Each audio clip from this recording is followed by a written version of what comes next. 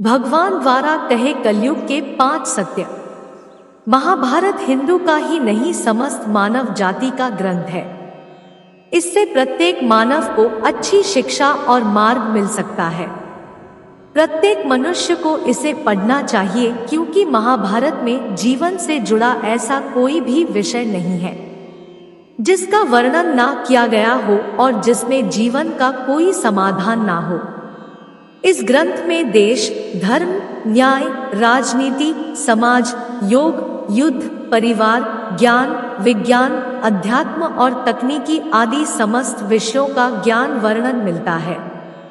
आज की इस वीडियो में हम महाभारत के इसे प्रसंग के बारे बताएंगे जिससे आज का मानव बहुत कुछ सीख सकता है। बात उस समय की है जब 5 पांडवों को वनवास हो गया था। वनवास जाने से पहले पांडवों ने भगवान श्री कृष्ण से पूछा है, श्री कृष्ण अभी यह द्वापर युग का अंत काल चल रहा है, आप हमें बताएं कि आने वाली कलयुग की गति क्या और कैसी होगी।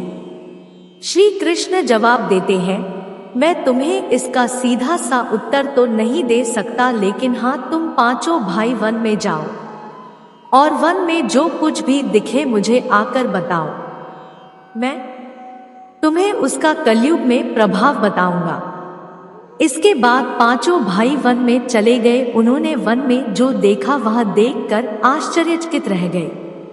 आखिर उन्होंने वन में क्या देखा और श्री कृष्ण ने क्या जवाब दिया, यह जानने के लिए इसको अंत तक जरूर पढ़े और सुने। श्री कृष्ण के कहे अनुसार 5 भाई अलग अलग दिशाओं में वन की ओर निकले।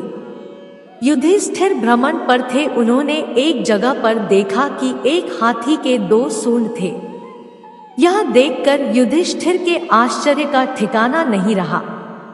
अर्जुन दूसरी दिशा में भ्रमण पर थे। कुछ दूर जंगल में जाने पर उन्होंने जो देखा उसे देखकर वह भी आश्चर्यचकित रह गए।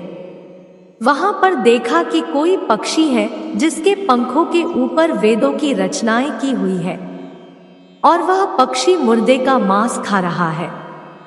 यह दृश्य देख अर्जुन कुछ समझ नहीं पाए। दोनों भाइयों की तरह भीम भी भ्रमण पर थे। उन्होंने जो देखा वह भी आश्चर्यचकित रह गए।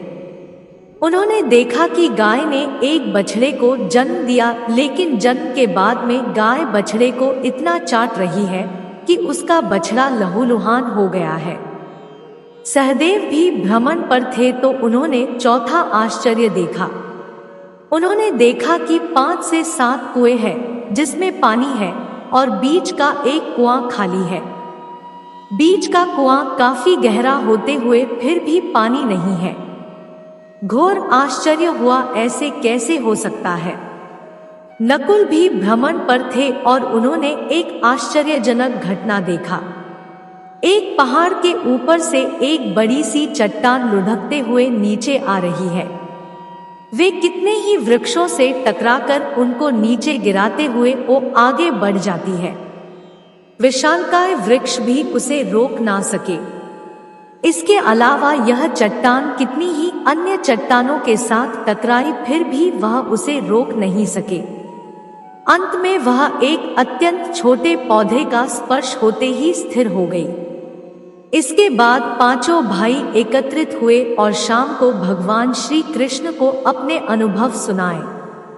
सबसे पहले युधिष्ठिर ने कहा, मैंने तो पहली बार 2 सूंड वाला हाथी देखा, यह मेरे लिए तो बहुत ही आश्चर्यजनक था।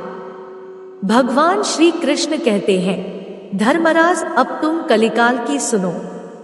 कलयुग में ऐसे लोगों का राज्य होगा जो दोनों ओर से शोषण करेंगे, बोलेंगे कुछ और करेंगे कुछ और, मन में कुछ और होगा और कर्म कुछ और। ऐसे ही लोगों का कलयुग में राज होगा। तुम कलयुग आने से पहले तक राज्य कर लो।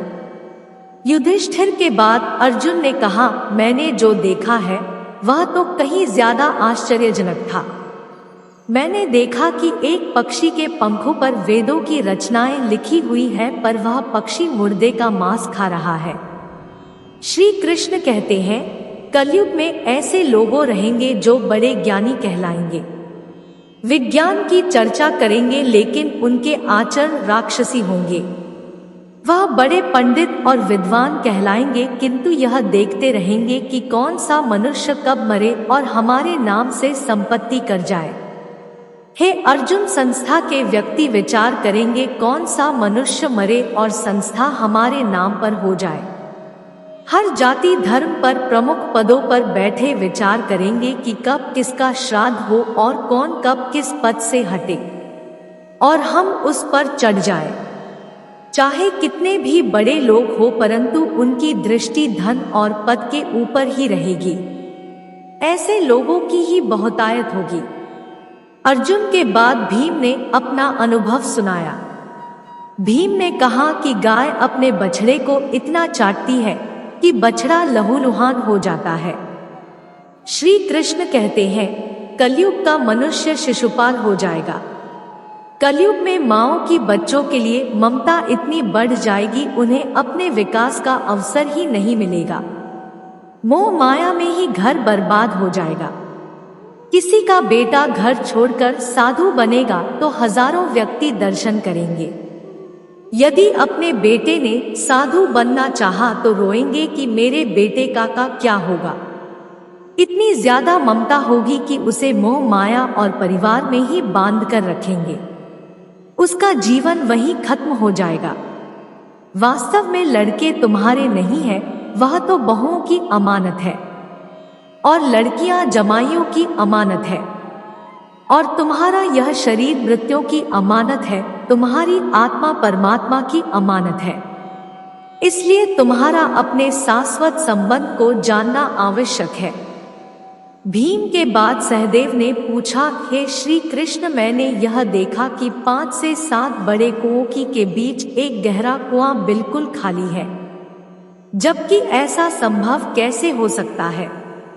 भगवान श्री कृष्ण ने जवाब में कहा, कलयुग में लड़की के विवाह में, मकान के उत्सव में, छोटे बड़े उत्सवों में तो लाखों रुपए खर्च कर देंगे, परंतु पड़ोस में ही यदि कोई भूखा प्यासा मर रहा होगा तो यह नहीं देखेंगे कि उसका पेट भरा है या नहीं।